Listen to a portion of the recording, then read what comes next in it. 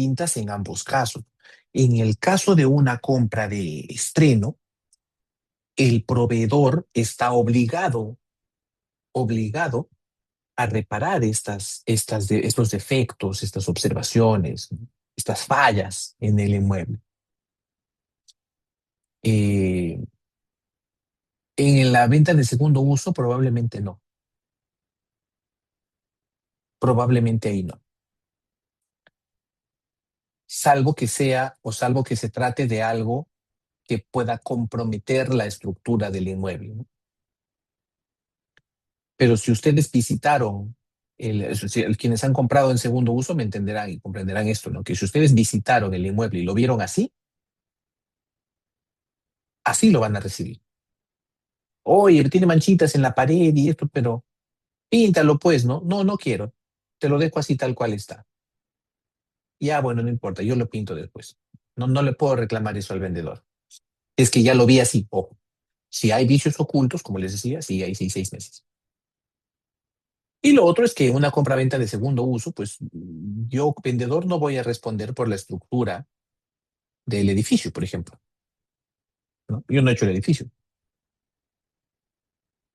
No voy a responder si es que hay un defecto estructural del departamento que aparece después de un año, 2 años, porque yo no lo construí, pues, ¿no?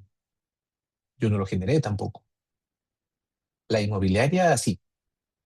Entonces, para el caso de las inmobiliarias, por ejemplo, el Código de Protección al Consumidor habla de una garantía de defectos estructurales de 10 años.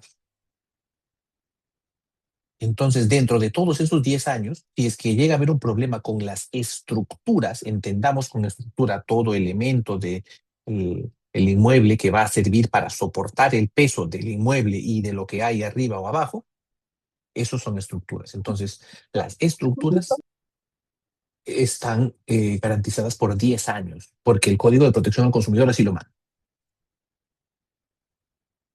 Ahí está la importancia del acta de entrega. Dejar constancia de lo que estoy entregando, dejar constancia de cómo lo estoy recibiendo, dejar constancia de cómo lo estoy entregando. Y esto es un elemento que, como les digo, cada vez es menos común. Se pierde. Cómo se pierden las buenas costumbres. A ver, ¿cómo blindamos cada tipo de operación? Nuevamente, repetimos. Blindar en el sentido de buscar la mejor protección que sea posible. No significa, ojo, la protección absoluta, la protección total, infalible. No se puede, no existe protección infalible, no hay, ¿de acuerdo? Siempre, siempre puede haber algo que salga mal. Contrato de estreno, en un contrato de estreno. ¿Cómo blindamos? ¿Cómo lo blindamos? Si existe un cronograma de obra, ¿no? Que no siempre se comparte, pero vamos a ponernos en el ejemplo en el que sí se comparte. Que haya una fecha cierta de entrega y una penalidad diaria por demora. Que yo pueda saber que al preguntar cuándo me entregas este bien, este departamento, este lote de terreno, esta casa de campo, esta casa de playa, me digan tal mes, tal año. Ok, ¿y qué pasa si no me lo entregas? Y aquí vamos a entender algo, ¿ya? El blindaje o la mejor manera de blindar una operación legal o una operación de compra es partiendo de la pregunta. Hay que aprender a preguntarnos como si fuéramos niños, porque esas preguntas son las que nos van a llevar a los escenarios que debemos proteger. Si me dicen, te voy a entregar tu inmueble el 27 de mayo del 2028, la pregunta lógica sería, ¿y qué pasa si no me lo entregas? Ah, buena pregunta. ¿Qué querrías que pase? Obviamente, querría que me paguen una penalidad por día de demora. Ok, eso es lo que tengo que buscar para blindar. Si hablamos, por ejemplo, de acabados y me dicen, te voy a poner un tablero de cuarzo blanco calicata en tu cocina. Pregunta lógica. ¿Y qué pasa si no me pones cuarzo blanco calicata en mi cocina? ¿Qué pasa si me pones un granito sal y pimienta?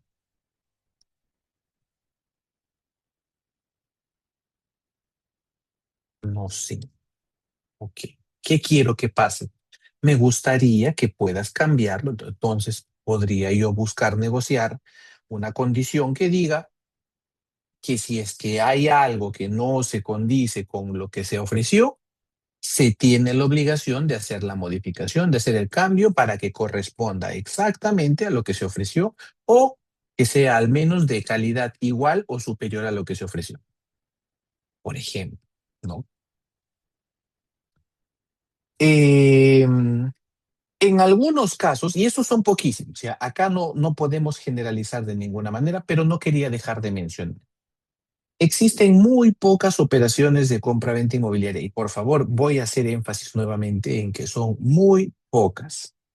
Si quiero hacer una estadística propia, les voy a decir que podríamos estar hablando de una entre 60, una entre 70 operaciones de compra en la que se nos permite hacer esta retención del precio, de un porcentaje del precio de venta hasta el levantamiento de observaciones. ¿Ya?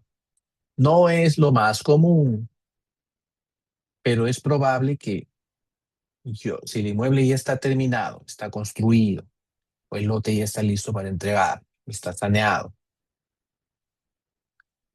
y yo voy a hacer un pago parcial, pueda yo pedir y decir, oye, antes de darte el último tramo de dinero, quiero ver el inmueble, quiero inspeccionarlo, y tras inspeccionarlo, te voy a pedir que repares las cosas que yo creo que están mal. Solamente cuando se hayan levantado esas observaciones, yo te termino de pagar y tú me entregas en ese momento el bien. Una posibilidad para blindar, ¿no? ¿Por qué? Porque para llegar a ese punto me pregunté, ¿qué ocurriría si es que yo hago mi pago completo y cuando llego encuentro que el bien está en ruinas? Y esa pregunta me llevó a pensar en este tipo de blindaje. Cláusulas abusivas de contratos, ¿no? Que son cláusulas que ponen en desventaja al consumidor, que son cláusulas que generan perjuicios al consumidor si es que se aplican, ¿no? Y que generalmente en el mercado existen con finalidad disuasiva. O sea, la intención de estas cláusulas muchas veces no es aplicarlas. Diría yo que la mayoría de veces solamente es asustar al comprador para que el comprador no incumpla o para que el comprador no reclame ciertas cosas, ¿no? Y diga, ah, pucha, sí, pues mi contrato dice que es así, ¿no? Ya. ¿Cómo bloqueamos cláusulas abusivas? ¿Qué pasa si yo le digo, estoy interesadísimo en comprar un inmobiliario, un inmueble en un proyecto inmobiliario y le pido a la inmobiliaria, oye, por favor, sácame esta cláusula, está abusiva? Y me dice, no la puedo cambiar. Es un formato preaprobado y por política de la empresa no se modifican las cláusulas del contrato. Lo más lógico es obviamente que yo le diga, ah, ya, gracias, entonces no quiero comprar tu inmueble. Sea lo más lógico. Pero ¿qué tal si me gusta mucho, ¿no? Es un departamento lindo frente a un parque tranquilo, con un montón de accesos, con poco tráfico, está súper barato, el precio es excelente.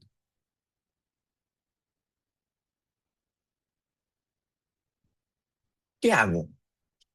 ¿Lo dejo ir? Pero si no quiero dejarlo ir, si quiero tomarlo igual, ¿cómo puedo restringir, cómo puedo mitigar estos riesgos? ¿Cómo bloqueo una cláusula abusiva? Pregunto por correo electrónico. Pregunto por correo electrónico.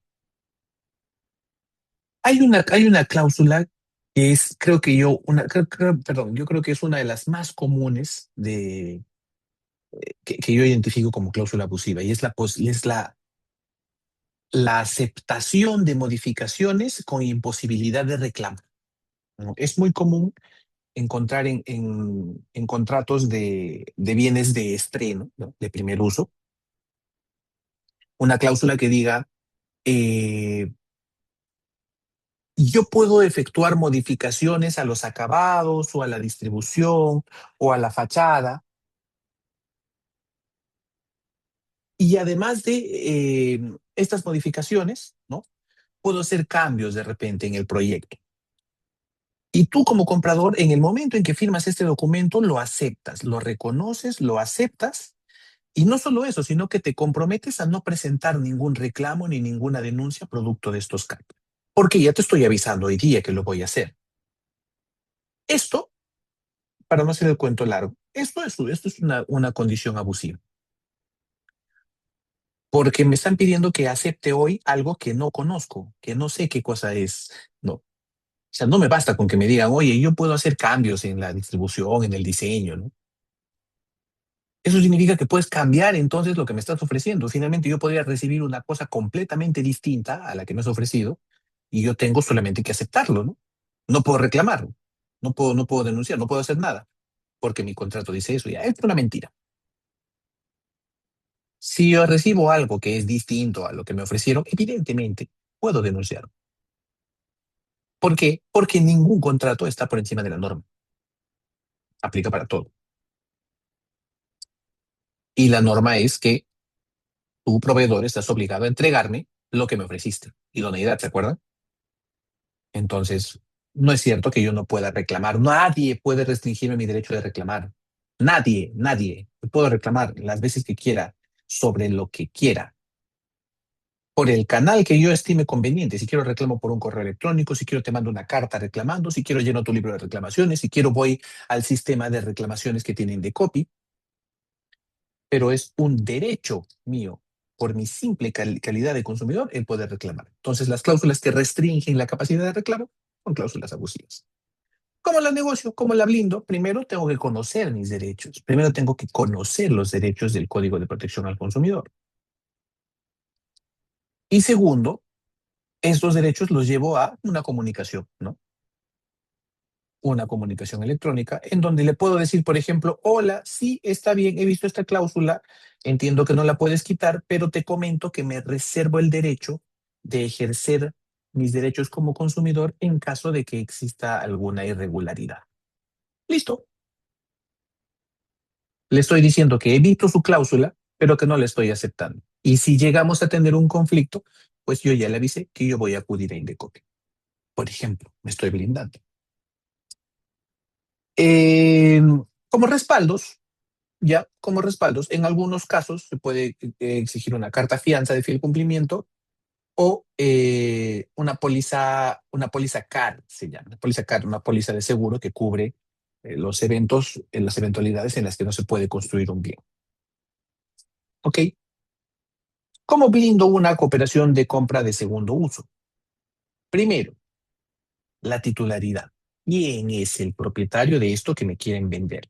¿De acuerdo? Eso es lo primero. ¿Cómo se hizo propietario? Tengo que sospechar mucho. Para eso sirve el estudio de títulos, ¿no? Para verificar quién es el propietario, cómo se hizo propietario, si existen cosas que estén afectando al inmueble, cargas, gravámenes, embargos, hipotecas, servidumbres, usufructos, arrendamientos de repente, ¿no?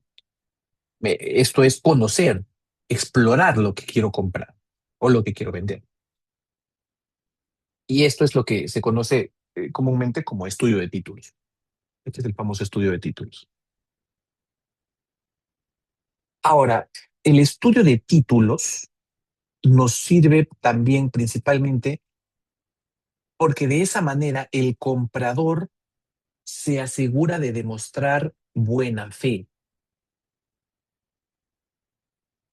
Y la buena fe, amigas y amigos, es un elemento fundamental en una compra de segundo uso. Porque si yo demuestro que soy un comprador de buena fe, estoy protegiendo mi compra si es que la persona que la adquirió antes que yo no lo hizo de buena manera. Por ejemplo, ¿qué tal si la persona que adquirió antes que yo es ha falsificado un documento, ¿ya? Para poder adquirir el inmueble. Y después de falsificar el documento, se hizo con el bien y después de eso recién lo está vendiendo. ¿O qué tal si existía una doble venta? ¿Qué tal si ese inmueble se había vendido dos veces? Primero se lo vendieron a Juan con una minuta simple y después de vendérselo a Juan, se lo vendieron a Anita con una escritura pública y Anita es la que inscribió su derecho. Pero Juan dice, oye, yo he comprado antes.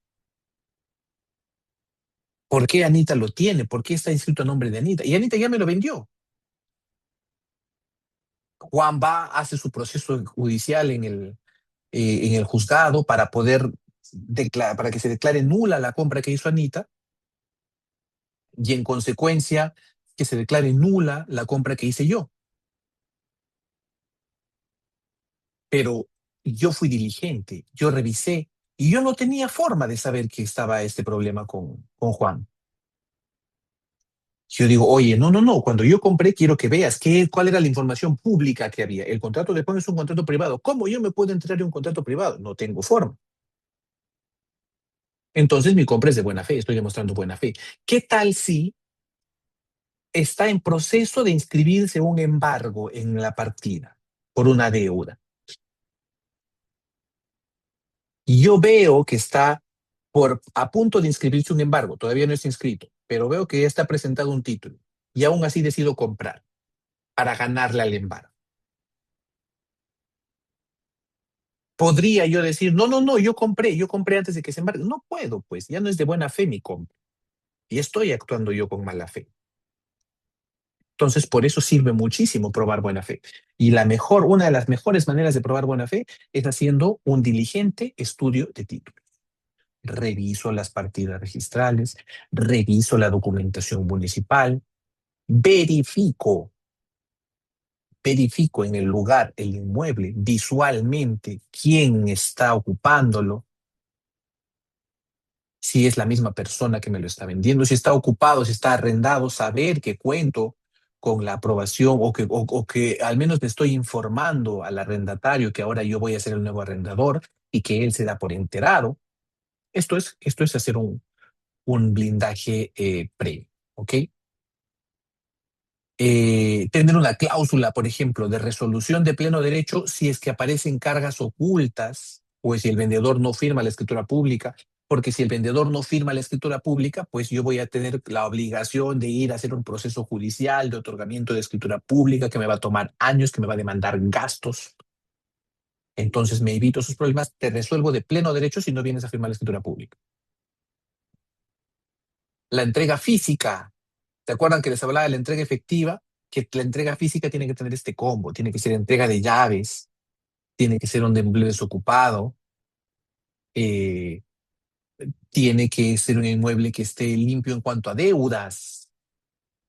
Siempre es bueno también solicitar los documentos de los pagos, los recibos de servicios, recibo de luz, recibo de mantenimientos, recibos de agua, recibo de gas, para saber si es que no estoy ahí agarrando deudas que no me van a corresponder, ¿no? Establecer penalidades, si es que se demora en firmar la escritura pública, si se demora en sanear, si se demora en cumplir con su obligación de pago, si se demora con cumplir su obligación de entrega. Siempre penalidades, porque la penalidad, o sea, la penalidad no tiene que ser necesariamente vista como un castigo. La penalidad es una consecuencia de una negligencia. Y así es como tiene que entenderse la penalidad. Es una negligencia o es una omisión voluntaria la que dispara la penalidad, porque cuando la omisión o la falta de cumplimiento de mi obligación viene por caso fortuito, por el hecho de un tercero, por ejemplo, no pagué o me demoré en pagar porque el banco se demoró en desembolsar mi crédito hipotecario. Yo hice todo lo que me pidieron, yo estuve al día, yo hice las firmas que me pidieron, di las conformidades, hice los pagos que me correspondían, pero fue el banco el que se demoró en desembolsar. Eso no se castiga con penalidad. La idea, la intención de una penalidad es que se penalice, sí, pero cuando nace de una negligencia o de una omisión voluntaria del obligado, de la persona, ya sea que sea comprador o vendedor. ¿Ok? Eso tómenlo como regla general, porque se trata de equilibrar los contratos, se trata de blindarlos, no se trata de hacerlos abusivos. ¿Ok? hay una costumbre muy marcada que es la de protegerme yo y no proteger a mi contraparte. Yo quiero protegerme yo quiero proteger mi compra, yo quiero proteger mi venta, no me importa el otro. Pero lo mejor o la esencia de un contrato es que haya equidad, que haya igualdad, que nos protejamos mutuamente. ¿De acuerdo? Entonces, comencemos a entender los contratos de esa manera. No busquemos sacarles provecho. La idea es equilibrarlas. La idea detrás de un contrato es movilizar la economía. Finalmente va a ser bueno para todos. Eh, y este último consejo o recomendación para el blindaje es bien, vamos a decirle, opcional, ¿ya? Esta del saldo del precio. Es bien, bien, bien opcional, porque podría pactarse, o sea, lo he visto en algunas operaciones, que el saldo del precio se paga contra la inscripción registral a nombre del comprador. O sea, firmamos, pagamos, pero tú vas a recoger tu cheque de la notaría solamente cuando ya esté inscrito a mi nombre el bien. No es lo más común, ¿ya? Generalmente con la escritura pública basta. ¿Y por qué basta solo con la escritura pública? Porque ya la escritura pública es un documento público que te permite reclamar titularidad. Pero tómenlo en cuenta porque en algunas operaciones podrían encontrarse atorados, atoradas, y este tipo de propuestas podría llegar a salvar la operación, ¿ya? Pues solamente como de manera referencial. Vamos a hablar de las arras, ¿ya? Como estamos con tiempo. Está bien, tenemos tiempo. Lo de las arras es un fenómeno bien interesante. No sé si lo han escuchado en algún momento, pero hay una mala costumbre del mercado en cuanto se refiere a armas, ¿ya? He visto y he escuchado a agentes inmobiliarios, incluso abogados, abogadas, decir, hay que firmar un arras, hay que firmar un arras para poder asegurar la venta. ¿En qué consiste esto? ¿Ya? Generalmente esto se aplica cuando hay una operación de compraventa y para yo no seguir ofreciéndole a otras personas el departamento o para que tú lo separes, ¿no? Para que no te vaya a ganar nadie, me das un monto de dinero. Pues me dices, te doy $2,000, te doy $3,000. Como seña, ¿no? De que quiero comprar, de que estoy interesado en comprar ese departamento. Toma mis $3,000. Y a cambio firmamos esto que se le conoce como arras, ¿no? Donde dice, si es que tú que me dijiste, te voy a comprar tu departamento, te desanimas y dices, no, mejor ya no te compro tu departamento. Como yo ya dejé de ofrecerlo y he perdido la oportunidad, entonces yo me quedo con tus arras, ¿ya? Y del otro lado, si es que yo que te ofrecí vender mi departamento, luego te digo, no, mentira, ya no quiero, mejor ya no. O conseguí uno que me paga más, y digo, no, mira, pucha, ya conseguí otro vendedor, ya no. Entonces yo te tengo que devolver tus arras. ¿No? Pero esas son las famosas arras, ¿ya? Eh, pero si hablamos en estricto derecho, estas arras, o ese arras, como le dicen algunos, no, no pueden ser un contrato por sí mismo. Las arras no son un contrato, no tienen naturaleza de contrato. Se pueden pactar arras como parte de un contrato preparatorio. Su naturaleza es ser un apéndice, es ser una parte integrante de un contrato preparatorio. Contrato preparatorio, como su mismo nombre lo dice, la preparación previa a un contrato.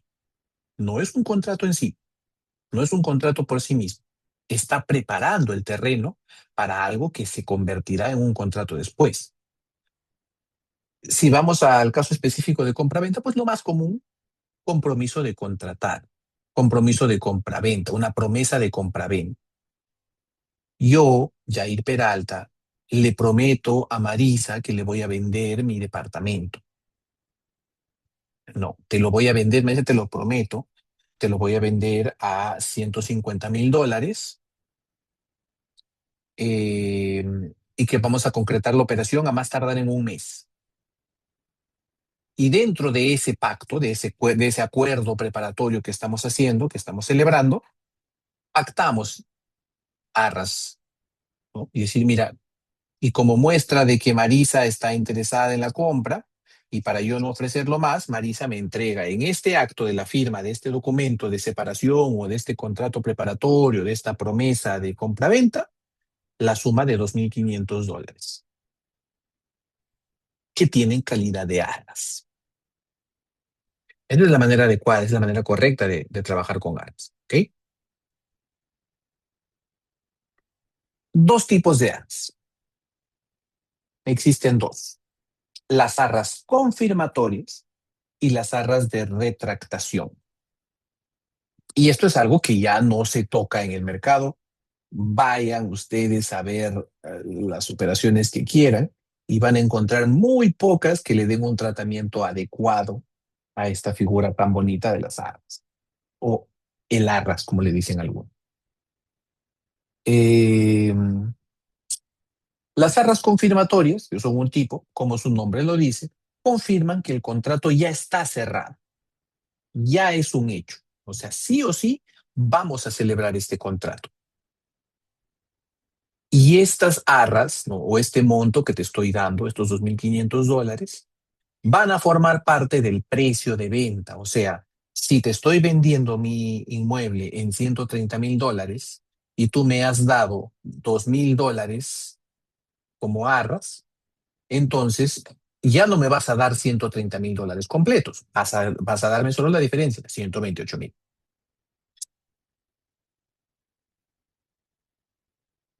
Pero como esto es una confirmación, ya no nos podemos arrepentir. El arrepentimiento va a tener una consecuencia, y la consecuencia va a ser la exigencia del cumplimiento o la indemnización. Esto le da seguridad ya al comprador, porque va a decir, oye, el vendedor ya no puede devolverme y vendérselo a otro, y al vendedor, porque puede decir, el comprador ya no se puede retirar de la compra, está obligado a terminar. ¿Ok? En cambio, las arras de retractación sí otorgan un derecho a arrepentirse. Sí otorgan un derecho a arrepentirse. Si es que se arrepiente, esta persona que las entregó pierde sus arras. Pero si el que se arrepiente es la persona que recibió las arras, está obligado a devolverlas dobladas, o sea, el doble del monto que he recibido. Eso es como una penalidad, eso es un incentivo más grande. Ya. Y esto es para mí lo que debería utilizarse para blindar una operación de compra, porque la penalidad está peligrosa. O sea, te doy dinero para comprarte, pero tengo que estar seguro que te voy a comprar, porque si no lo pierdo. Y por el lado del vendedor es yo tengo que estar seguro que te lo voy a vender a ti, que ya cerré mi precio, porque si no voy a tener que devolver el doble de lo que he recibido. No es solamente, toma, te devuelvo tu plata, el doble. Entonces, para mí, esto es una figura que protege muy bien a ambas partes. Y podría sonar que para el vendedor no, pero es que acuérdense que los negocios y los contratos tienen que partir siempre, siempre, siempre de un principio básico de buena fe, de que estoy actuando de manera transparente, de manera honesta, de manera justa. Eso es lo que hay que tener en cuenta, ¿ok?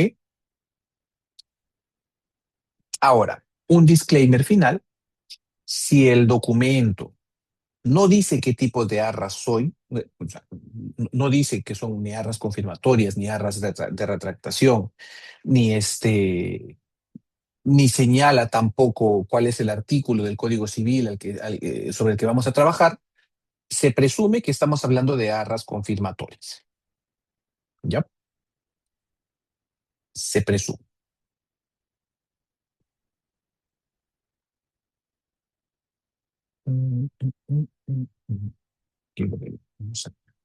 Son las 8:42. No sé si hasta este punto hay alguna consulta, alguna duda, alguna inquietud. Si alguien tiene alguna inquietud, levante la mano o escríbale en el chat. Si no, podemos continuar de corrido.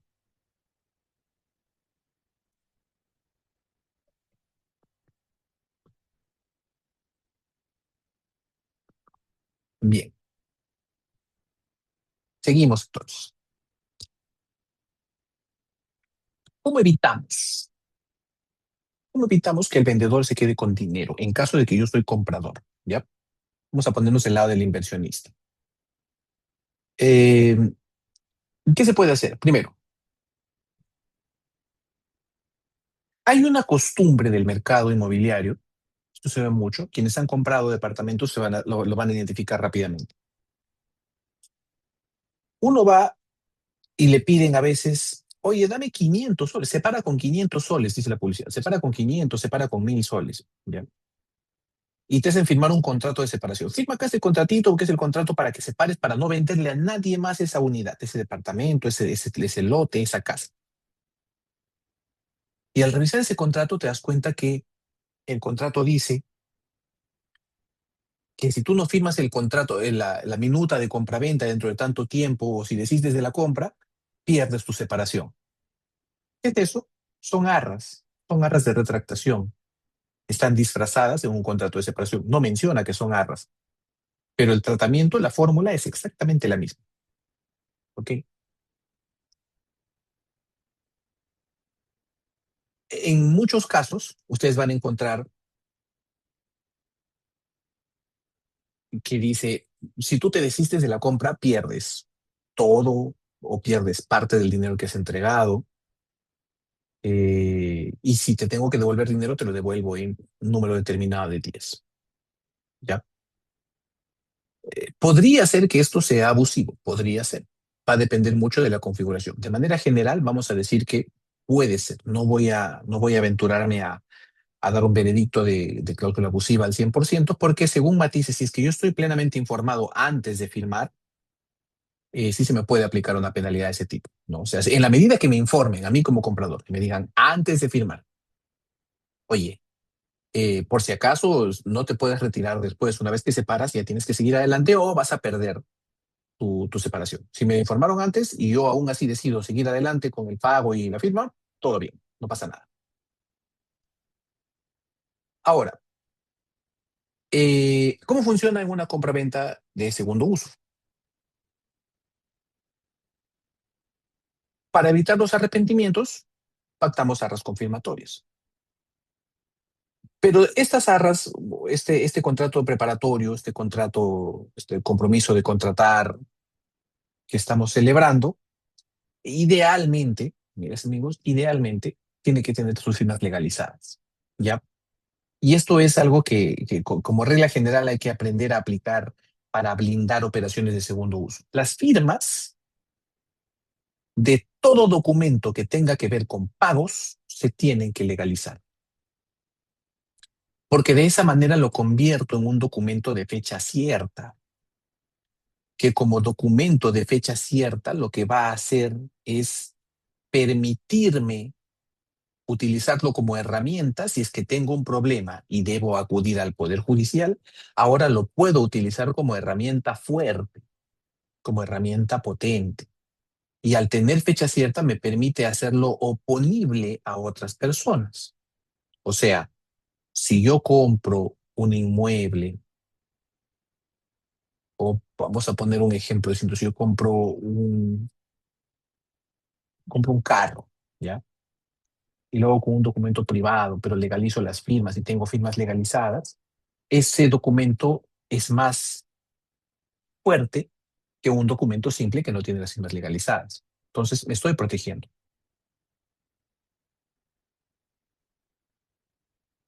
Entonces, la regla general es, si es que yo quiero ya confirmar la operación, cerrarla, voy a optar por las arras de confirmación.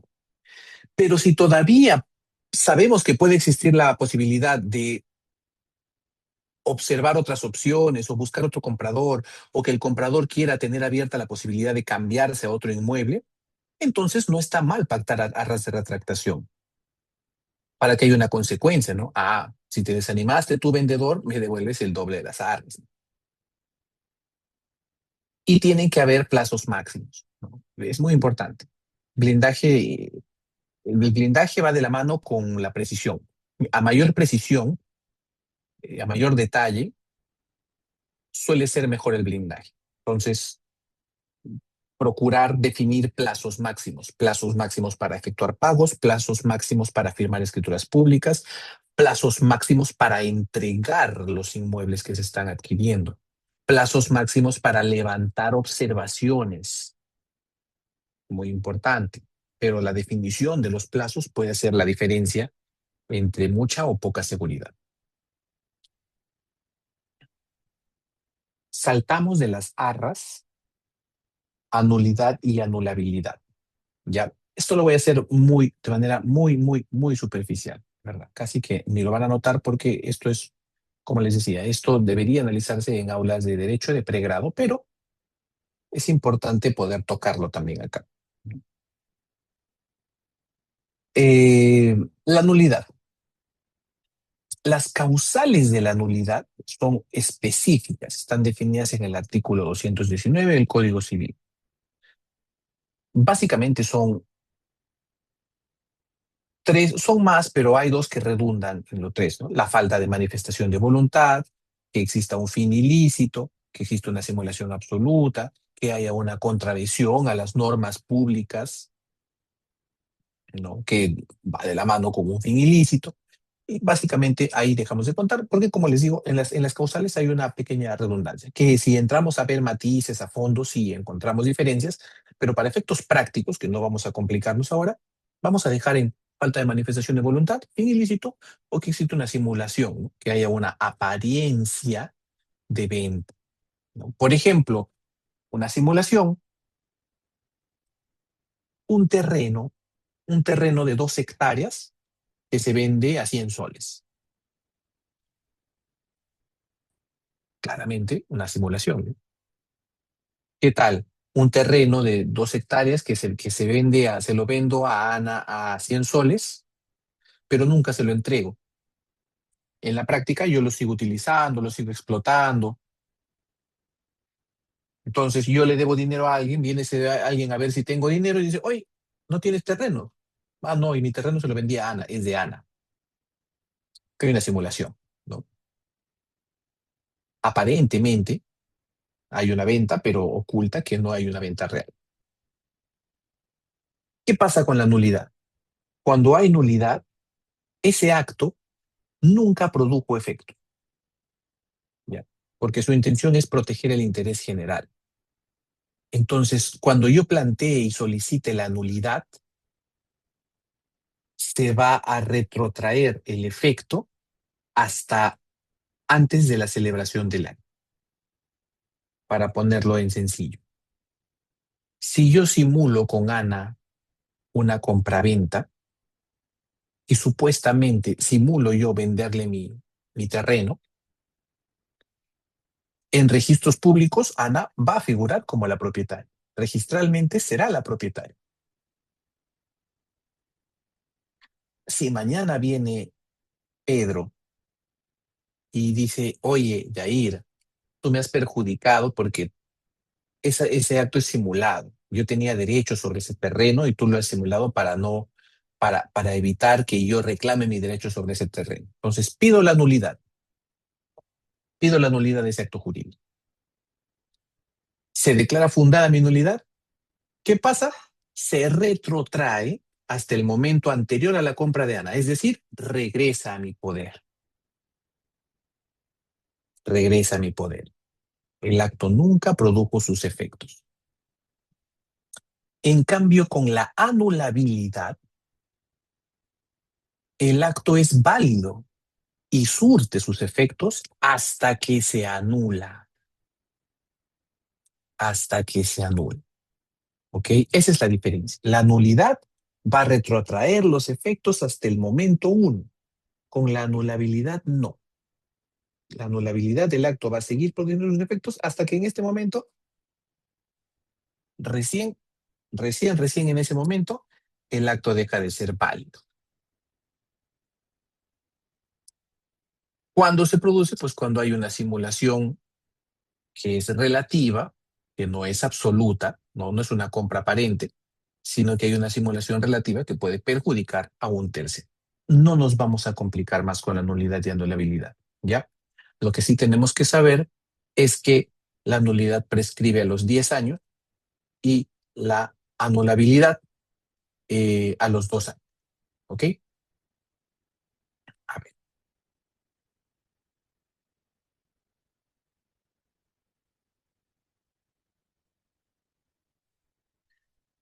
en la práctica, ¿ya? Aterrizando la teoría.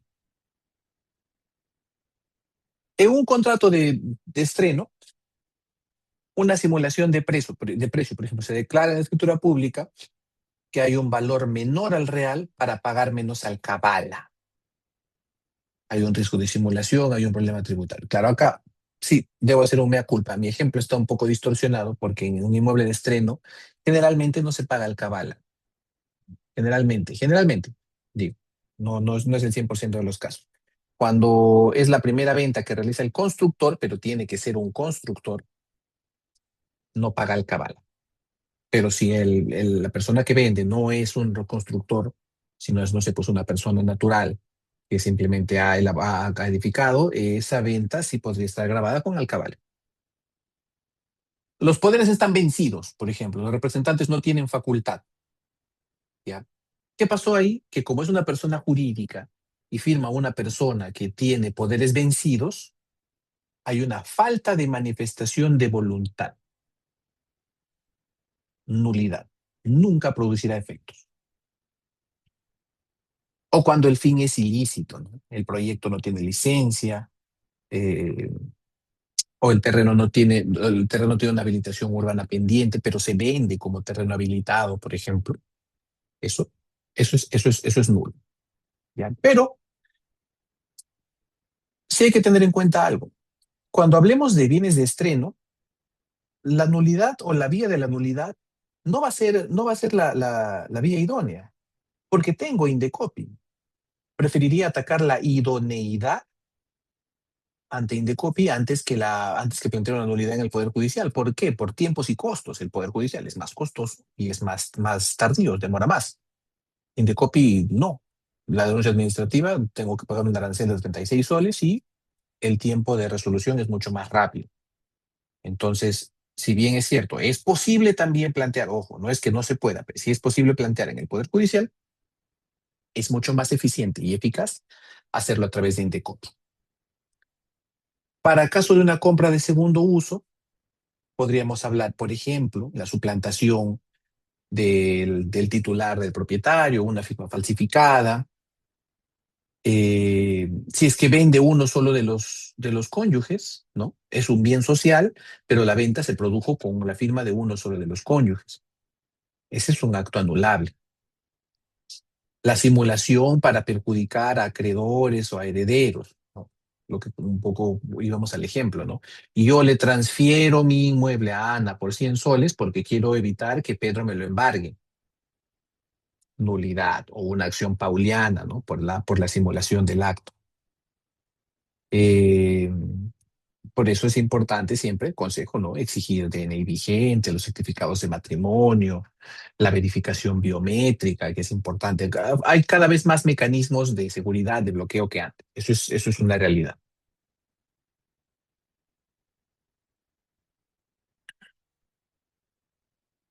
También es interesante qué pasa cuando hay una contienda de propiedades. O sea, una misma propiedad se vende más de una vez o se transfiere más de una vez a diferentes personas. Y acá vamos a encontrar dos cosas o dos figuras interesantes. La primera, la llamada venta de bien ajeno, ¿no?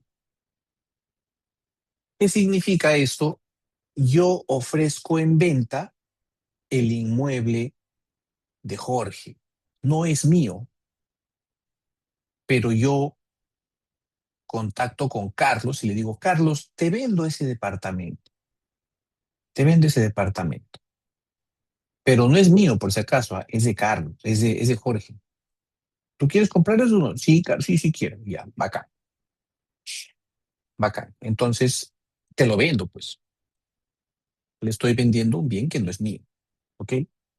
Sí es válido, claro que es válido, sí, pero solamente si las dos personas que participan en esta operación saben que es un bien ajeno.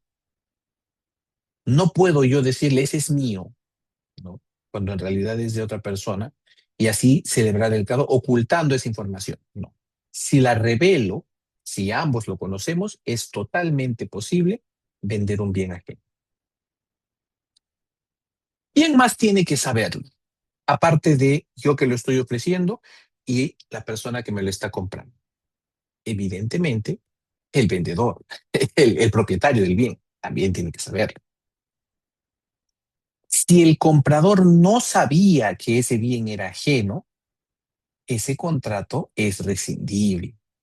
O sea, puede decir, hey, me has vendido algo que no era tuyo. Y yo no sabía, nunca me dijiste. Entonces, hasta acá lo dejamos. Me tienes que devolver mi dinero, te tengo que devolver el bien. En un bien parcialmente ajeno se puede pedir la rescisión o la reducción del precio, ¿no? Eh, para aplicar, por ejemplo, únicamente a las acciones y derechos que corresponden, ¿no? Ahora, en lo penal podríamos estar hablando del delito de estelionato. Hay que tener cuidado con la venta de bien ajeno cuando el comprador, cuando el propietario no sabe que están vendiendo su bien. ¿Ya? Sé que suena, no sé, pues descabellado, pero existe, ¿de acuerdo? Existe. En la doble venta, en cambio, acá esta es la materia de discusión donde hay más carnecita, porque en este caso vamos a hablar de que el propietario de un bien transfiere dos veces este bien, vamos, pueden ser más, a distintas personas en momentos diferentes. Entonces, ¿qué pasa si, por ejemplo, hay dos escrituras públicas con dos personas diferentes sobre un mismo bien? La pregunta es, cuál de los dos es el propietario del bien? Y entramos a la discusión de mejor derecho de propiedad. ¿Quién tiene el mal llamado mejor derecho de propiedad? La propiedad es propiedad, no hay una mejor porque no hay una peor, no hay un peor derecho de propiedad.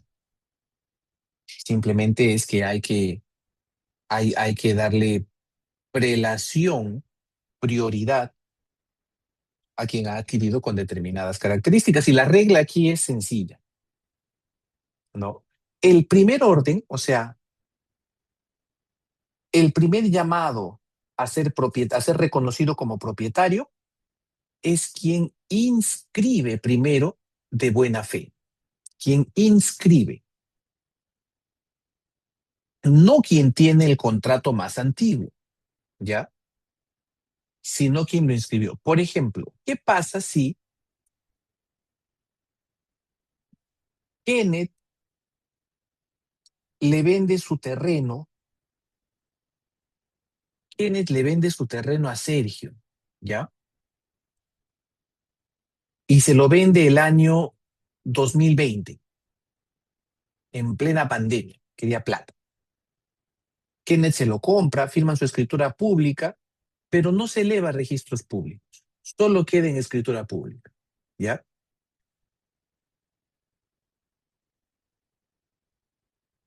Y un año después, el año 2021, Kenneth me lo vende. Kenneth me lo vende, me muestra el terreno. Justo ese día no estaba Sergio en el terreno y lo veo y veo que está bien. Firmamos la minuta, firmamos escritura pública y yo lo inscribo en el registro. Yo sí inscribo mi compra. No me dio pereza y yo le inscribí. Pero ojo que Sergio compró antes, un año antes. Es más, él ya había pasado por ahí, ella se había ido a dormir un día al terreno viendo las estrellas. ¿Cuál de los dos tiene mejor derecho de propiedad? En este caso sería yo, porque yo sí inscribí. Y la norma dice, en primer puesto está quien inscribe de buena fe. El requisito no es solo inscribir, sino que sea de buena fe, aunque el contrato sea posterior. Mi contrato es posterior, por supuesto, un año antes ya se había vencido, pero yo lo inscribí primero. Tengo prioridad y a mí se me va a reconocer primero. Digamos que nadie inscribió, solamente quedaron las dos escrituras públicas. ¿Quién gana en ese caso? El que tenga el documento de fecha cierta más antiguo. ¿Cuál es un documento de fecha cierta? Una escritura pública, un documento con legalización notarial, un documento fedateado, un documento que ha sido presentado ante una autoridad, ante una entidad pública. Es un documento que tiene fecha cierta. De los dos o los tres o los cuatro propietarios que hayan, si ninguno ha inscrito, será propietario elegido el que tenga el documento de fecha cierta más antiguo. Y si no hay documentos de fecha cierta, ¿no? Digamos que nadie legalizó, nadie fedateó, nadie presentó a notario, nadie presentó ante ninguna entidad, autoridad pública, entonces el título que tenga la fecha más antigua. Si solo compramos con contrato escrito en un papelito a mano y voy a pelear con otro que tiene su contrato escrito con papelito a mano, el que tenga la fecha más antigua, ese es el que gana. ¿Ok? Así es como se define Así es como se define quién gana la propiedad cuando hay casos de doble venta. No se olvide, la fecha del contrato no te protege. Lo que te protege es el registro o la fecha cierta. ¿Ya? Voy a tratar de avanzar para poder contestar. Creo que hay preguntas, quiero contestarlas antes de cerrar. Queda poquito tiempo. ¿Cómo evitamos que se pueda vender una propiedad a dos personas? Ya voy a empezar con el segundo uso. Primero, antes de hacer una compra, estudio de títulos, ¿no? Y el estudio de títulos implica conocer la historia que ha tenido ese inmueble, quién lo creó, quién lo inscribió, quién lo compró, quién lo heredó, quién lo donó, quién lo recibió, y saber que la historia es coherente. No basta con conocer la historia. Si por ahí veo una operación que fue sospechosa, no sé, pues se compró en un mes y se vendió al siguiente, eso es sospechoso. Entonces tengo que ver los títulos archivados, los testimonios que dieron origen a esto. No puedo quedarme simplemente con, con la lectura de la partida registral cuando encuentro la operación que causa sospechas. ¿Ok? ¿Y por qué hablamos de los últimos 10 años antes? ¿Por qué? Por la prescripción adquisitiva, amigos. Acuérdense que uno adquiere derecho de propiedad por prescripción adquisitiva cuando pasan 10 años de posesión continua, pacífica e ininterrumpida. Entonces, los títulos que yo quiero revisar, puedo retrotraerme si yo quiero hasta los últimos 10 años. Porque se entiende que como ya pasaron 10 años, pues ya se generó un derecho de propiedad. Puedo ver antes también, sí, ¿no? Pero lo que más me va a importar son los últimos 10 años. Vigencias de poder, partidas registrales, actualizadas. Ahora, bueno, ya tenemos el sistema Visualiza de registros públicos con el que podemos verificar a través de la plataforma de registros públicos, podemos ver si hay títulos pendientes de inscripción, pero es la revisión la que hace, la revisión de prevención es la que hace eh, posible evitar la doble venta, ¿no? La inscripción es muy importante, la inscripción es muy, muy, muy importante. El profesor Loman Luca de Tena, en uno de los plenos casatorios, cuando participa como amigo de la corte, habla de la doctrina que pone como una especie de castigo al propietario que no inscribe su compra, ¿no? Porque hay un sector de la doctrina que considera que el propietario que no inscribe su compra es un propietario negligente, irresponsable. Entonces, eh, para evitar caer pues en el saco de la negligencia o de responsabilidad, hay que inscribir la compra, ¿ok? Y tener cuidado, pues, con todo lo que suene sospechoso. Las operaciones de compra ahora son bastante lineales, ¿no? O sea, tenemos claro que para llegar al registro tenemos que suscribir una minuta, que la minuta tiene que convertirse en una escritura pública, que tiene que haber bancarización, ¿no? Y todo lo que se salga de eso tiene que ser visto con cautela, tiene que ser visto con sospecha, tiene que ser visto con ojos de buena fe, ¿ya? Evitemos la mala fe.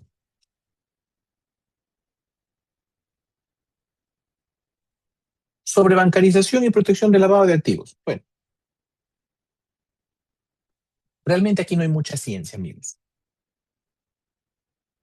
El umbral para constituir, el umbral para transferir derechos reales sobre inmuebles, que todo se bancariza. Tenemos una norma, sabemos que la UIT actual de este año está en 5.550, perdón, en 5.500 soles, y que la regla general es que todo monto que supere 2.000 soles o 500 dólares tiene que usar un medio de pago,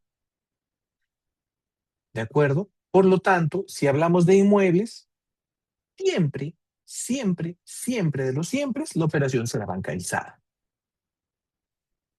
¿De acuerdo? Y la bancarización implica transferencia bancaria, cheques de gerencia, para poder dejar una constancia de que el dinero ha sido efectivamente pagado, de que los fondos que se están utilizando están insertos en el sistema financiero, en los bancos, ¿de acuerdo? Evitamos de esa manera problemas con la SUNAT.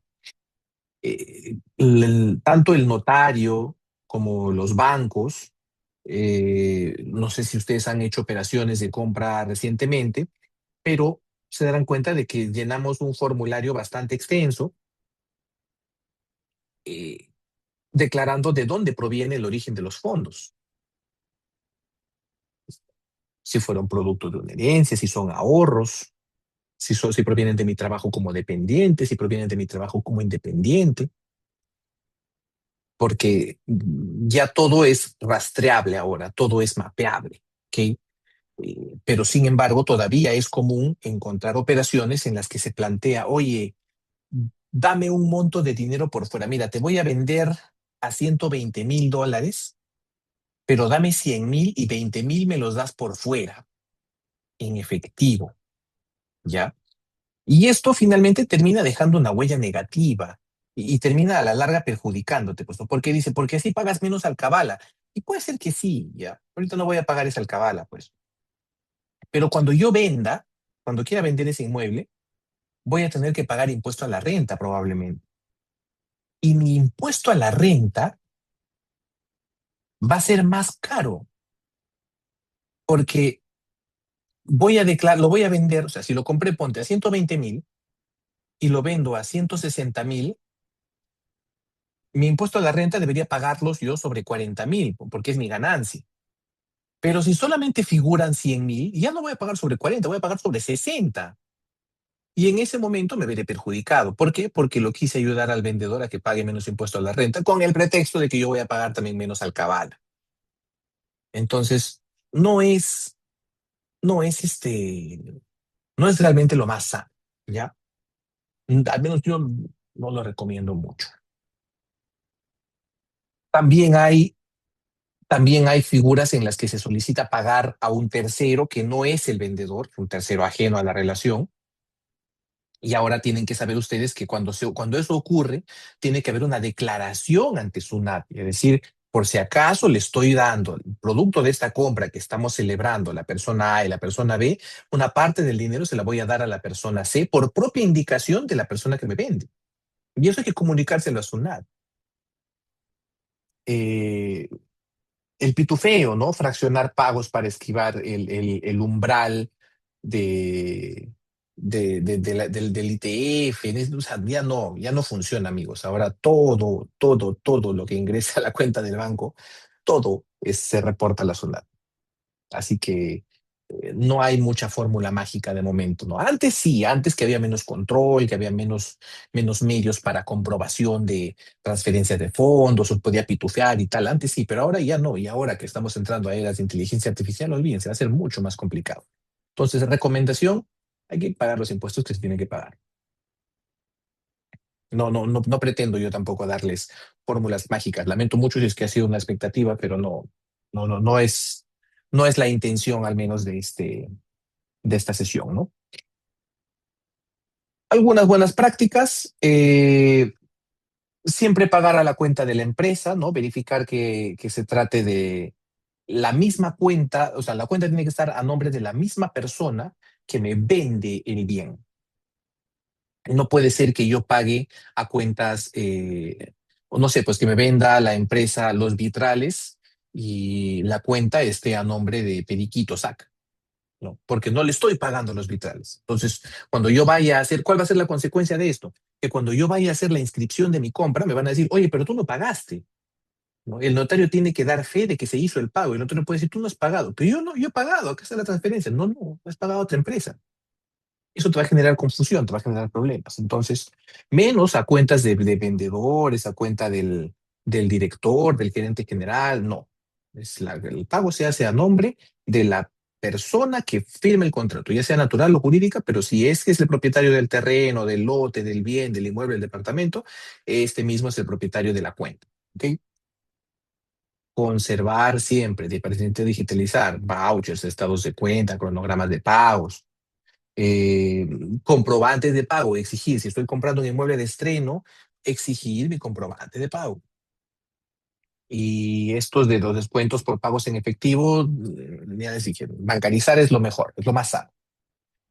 Y en bienes particulares, de más está decirles, bancarizar o morir, bancarizar o no comprar, siempre, ¿ya?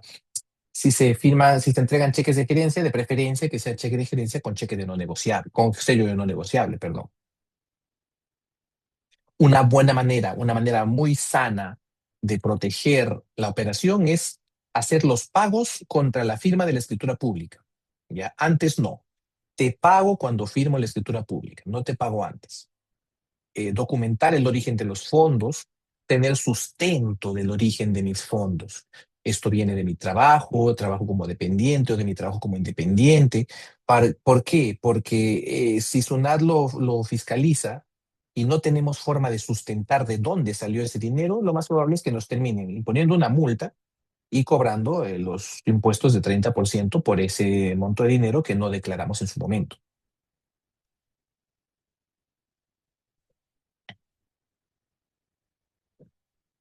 Algunas resoluciones de Indecopi, ¿no? Contra inmobiliarias, que me pareció importante que lo puedan tener. Esto lo pueden verificar en la misma web de Indecopi, ¿no? De buscador de resoluciones, buscan estas resoluciones. Pero, ¿cuál es el criterio interesante? Primero, había una penalidad de 30% por desistir de la compra, ¿no? O sea, oye, si tú desistes de tu compra, te aplico 30% de penalidad.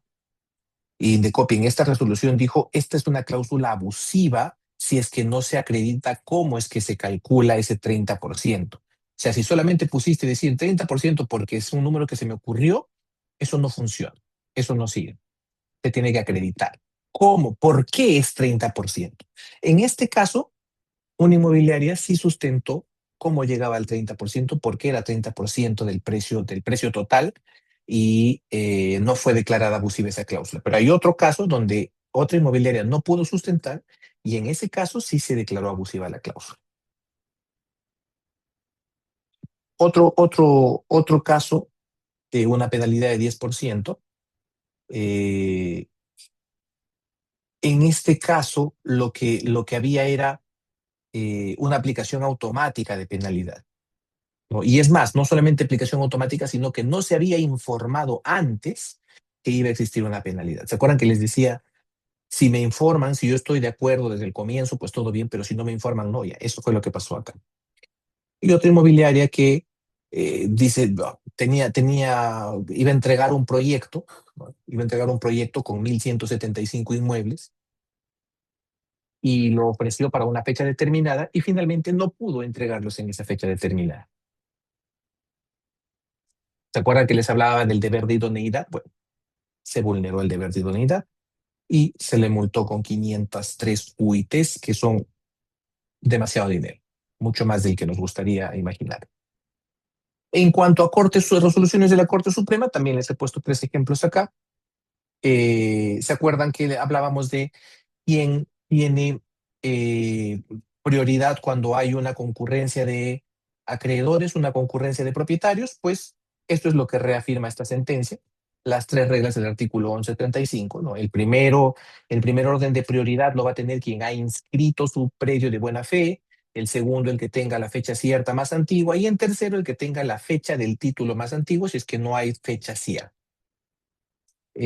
También está la casación 034 de 2018 de Arequipa, donde se habla de la buena y la mala fe en la inscripción de un contrato, ¿no? Es decir, no hay mala fe en la inscripción posterior si el contrato previo del tercero ya constaba en escritura pública anterior. O sea, si hay una escritura pública, ¿no?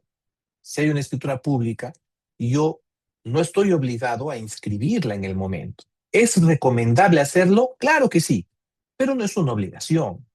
Entonces, en este caso se cuestionaba y decía, oye, esta persona tiene su escritura pública, por ejemplo, desde el 2013 y recién la ha inscrito el 2016. Entonces está actuando de mala fe. Y dice, no, no es mala fe. No existe mala fe si es que no inscribiste tu escritura pública al instante, al momento, si la tuviste simplemente guardada. Eso es lo que se declara. Y claro, no existe mala fe, siempre siendo buena fe. Pero corres el riesgo de que alguien compre e inscriba y en ese momento, por el orden de prelación que tenemos, ya te mató.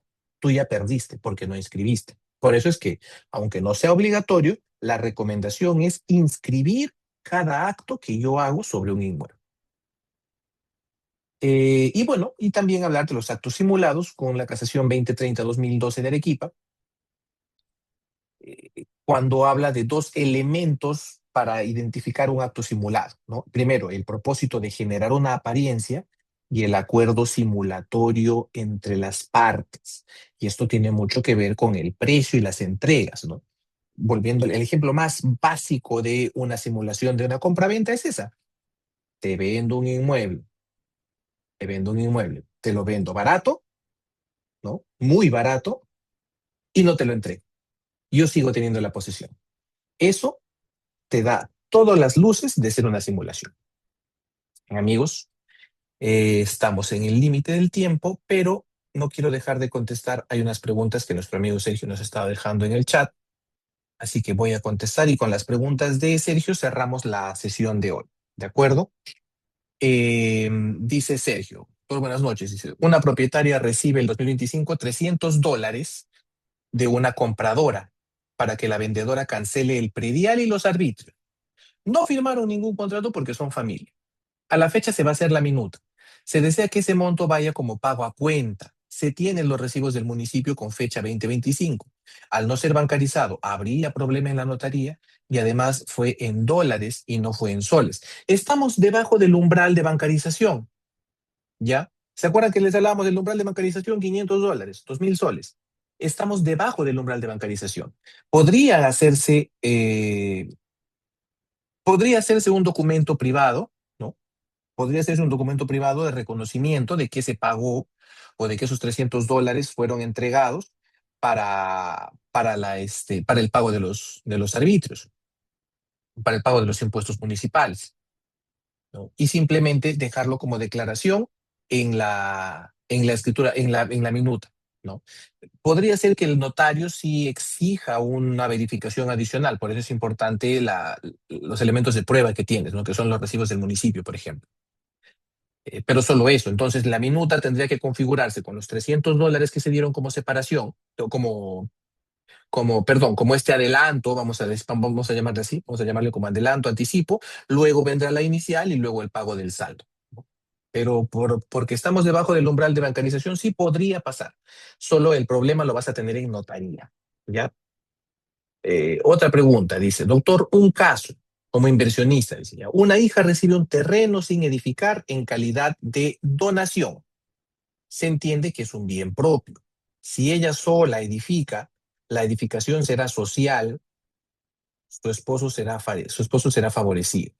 Si ella hace un contrato de asociación en participación con ese terreno, donde la empresa le da 2 departamentos, ya, deberá entenderse que como fue con dinero de la inmobiliaria los departamentos a entregar seguirán siendo propios de la donataria. Algunos alcances, doctor. ¿Puede ella sola firma vender sin la participación de su cónyuge? Mira, es que está bien mezclada la pregunta, Sergio. Ya. Igual si quieres me escribes y luego lo profundizamos más, pero eh, está mezclada tu pregunta, porque estamos mezclando la asociación en participación con la posibilidad de vender. Ya, entiendo ahora que entiendo que cuando me hablas de la asociación en participación sobre ese terreno es para construir un edificio y producto de la construcción de ese edificio a ella le van a entregar 2 departamentos. Es lo que estoy entendiendo más o menos, ¿ya? Y la pregunta es si esos 2 departamentos tienen calidad de bien social. Con cargo a confirmarte, pero estoy casi seguro al 98% de que los frutos o lo que es producto del bien propio sigue siendo bien propio para todos los efectos. Entonces, su esposo no tendría participación en ese momento. Pero hay jurisprudencia sobre esto que quiero buscar. Eh, Están mis datos. En la pantalla tienen mi cuenta de Instagram, que es departamentolegal.pe, o también me encuentran en la web departamentolegal.pe. Escríbeme por ahí, Sergio, para que me des, para poder conversar sobre el tema. Voy a ubicar esta jurisprudencia para poder confirmarte eso. Pero sí, casi seguro de que los bienes que son los frutos de los bienes propios siguen siendo también propios, ¿ya? Así que por ahí que podría estar la salida. Dice, doctor, después de una compra de un terreno donde hubo una renuncia de hipoteca legal por parte del vendedor, ¿ya? ¿Es obligación de las partes escriturar e inscribir la cancelación del saldo del precio o es facultativo a criterio del comprador? Mi recomendación es que se haga, porque yo he tenido operaciones de compra donde no se inscribió esa renuncia pero no se inscribió la cancelación del saldo del precio. eh, y luego hubo una observación porque había un crédito hipotecario que se quería sacar para comprar el bien y el banco no quería desembolsar el crédito hipotecario porque faltaba esto. No era una observación del registrador ojo, ni del notario, era el banco el que quería esa cancelación para poder desembolsar. Entonces, lo que podría ocasionar es que después te frustre una venta. Entonces, mucho mejor, muchísimo mejor, si pueden inscribir la cancelación del saldo del precio. ¿Ya? Yuri dice, ¿cómo se hace el pago con cheque de gerencia? No, y para el mejor derecho de propiedad, ¿sí deben existir 2 títulos? Sí. Para el mejor derecho de propiedad, lo que tiene, te contesto primero la segunda. Para el mejor derecho de propiedad, lo que tiene que pasar es que hayan 2 derechos de propiedad que estén conflictuando. Punto. Entonces, sí, deberían existir 2 títulos, porque si voy a oponer mi propiedad es porque tengo un título, ¿ok? ¿Y cómo se hace el pago con cheque de gerencia? Es muy sencillo. ¿Cómo obtengo un cheque de gerencia? Voy al banco, yo debería tener los fondos en mi cuenta y voy al banco y le pido, es como comprar un pan. Voy a la ventanilla y le digo, oye, dame un cheque de gerencia. ¿A nombre de quién? A nombre de esta persona, a nombre de esta empresa. ¿Por qué monto? No sé, 10.000, 15.000, 20.000, 30.000 soles, dólares. Si quieren hacer un cheque de gerencia por 500 soles, por 100 soles, lo pueden hacer. Tiene un costo, ¿no? Y el banco simplemente te pide llenar un documentito y te entrega en ese momento un cheque de gerencia. Que es un cheque, ¿no? La diferencia del cheque de gerencia con con un cheque regular es que el cheque regular sale con fondos de mi cuenta. O sea, yo te entrego ese cheque y puede ser que ese cheque tenga o no tenga fondos, ¿no? En cambio, el cheque de gerencia te garantiza que sí o sí van a haber fondos. Porque cuando yo compro ese cheque de gerencia, los fondos salen de mi cuenta, ya no están más en mi cuenta y los tiene el banco. El banco los separa y los guarda. De manera que no existe forma de que ese cheque de gerencia no tenga fondos al momento de su cobro. Sí o sí va a tener fondos. Ya, esa es la diferencia. Bueno, amigas, amigos, hasta acá llegamos con la sesión de hoy. Nos queda una sesión más. La vamos a ver la próxima semana. Cualquier cosa, están mis datos de contacto, siéntanse libres de escribirme sus inquietudes. Estamos en comunicación. Eso es todo por ahora. Buenas noches.